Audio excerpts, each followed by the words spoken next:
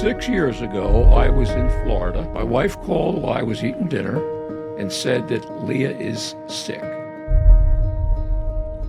I remember I wasn't feeling too great in the morning, but I went to school anyway, and then I was actually feeling a little bit better. And then I was just playing in my basement with my sister, and I was doing cartwheels, like we have a gymnastics bar, I was swinging around on that, and my back just kind of started hurting. And Leah calls up to me and says, "Mom, I hurt my back." And then she picked up her hand, and she said, "I can't move my fingers."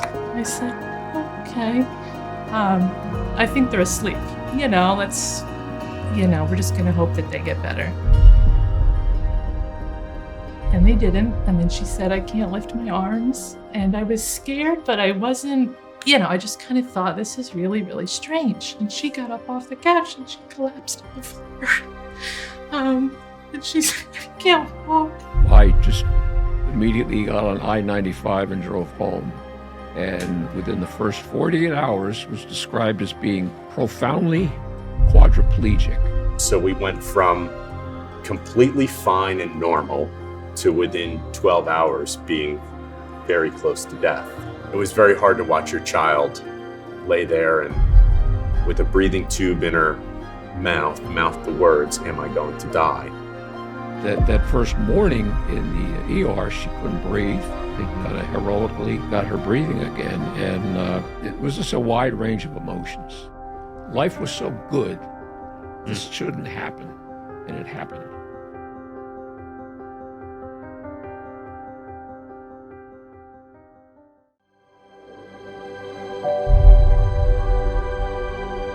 When Jesus healed the daughter of the synagogue ruler, he said to her, a Talitha kum, which is translated, "Little girl, get up."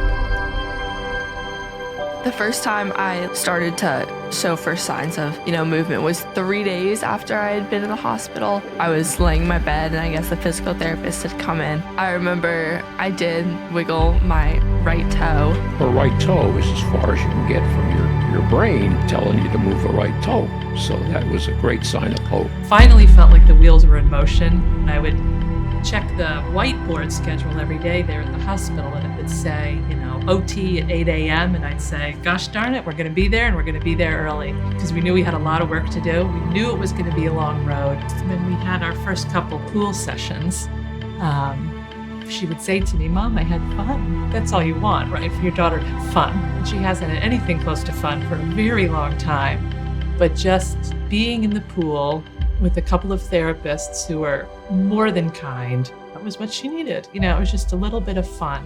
One of the real milestones came when she was at Children's Hospital in New Brunswick. Leah was sitting on my bed, and she looked over at her bed, which is 3-4 feet apart, and she said, "I want to walk over to your bed and sit on your bed." And she walked across the room from her mom's bed to her bed. And once those steps happened, it was amazing. We were off to the races.